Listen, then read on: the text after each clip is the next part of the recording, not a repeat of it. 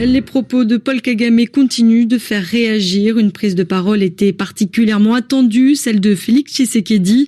Pour rappel, cette semaine sur notre antenne, le chef de l'État rwandais avait nié tout crime commis par ses troupes en RDC et critiqué le rapport mapping de l'ONU qui recense les crimes les plus graves commis au Congo entre 1993 et 2003. Depuis Paris hier, le chef de l'État congolais s'est exprimé face à plusieurs médias. Il a promis la justice pour les crimes recensés dans le rapport mapping, mais après le retour de la paix dans son pays. On écoute Félix Tshisekedi. Permettez-moi de vous le dire, je ne suis pas là pour répliquer à mon homologue. C'est quelqu'un avec qui j'ai de bonnes relations et je saurais comment passer le message autrement.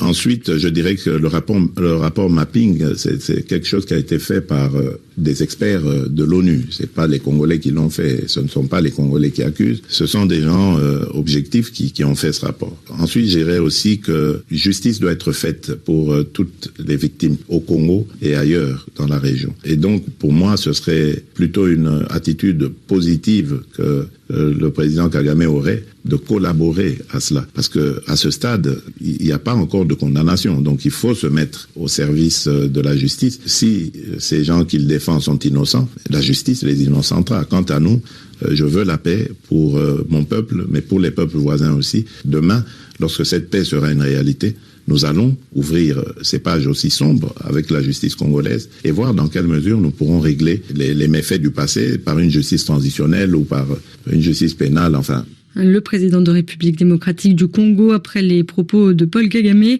l'UDPS, le parti au pouvoir en RDC, lui aussi a réagi hier. Correspondance à Kinshasa de Kamanda Wakamanda Muzembe. Pour le président intérimaire de l'UDPS et premier vice-président de l'Assemblée nationale, Paul Kagame a adopté une posture négationniste face aux crimes commis sur le sol congolais par les troupes rwandaises. Pour Jean-Marc Kabund, président du parti présidentiel, l'essentiel est d'œuvrer pour un tribunal pénal international sur la RDC sur base du rapport mapping établi par des experts de l'ONU. Une cour devant laquelle devraient comparaître tous les auteurs de ces crimes, quels qu'ils soient et où qu'ils se trouvent.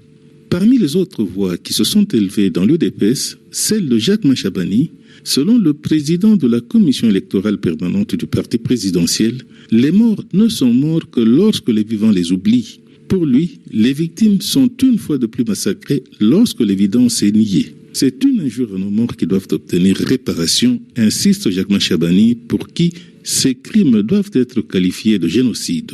Kagame remue le couteau dans la plaie congolaise, constate pour sa part le quotidien quinois Le Phare. Kamanda Muzembe, Kinshasa, RFI. Toujours au sujet des propos du président rwandais, le Bureau conjoint des Nations Unies aux droits de l'homme a également rappelé hier soir la gravité des crimes recensés dans le rapport mapping, des crimes de guerre, des crimes contre l'humanité et de possibles crimes de génocide. Il a également rappelé que c'est au gouvernement congolais de choisir les mécanismes de justice transitionnelle appropriés pour juger les responsables.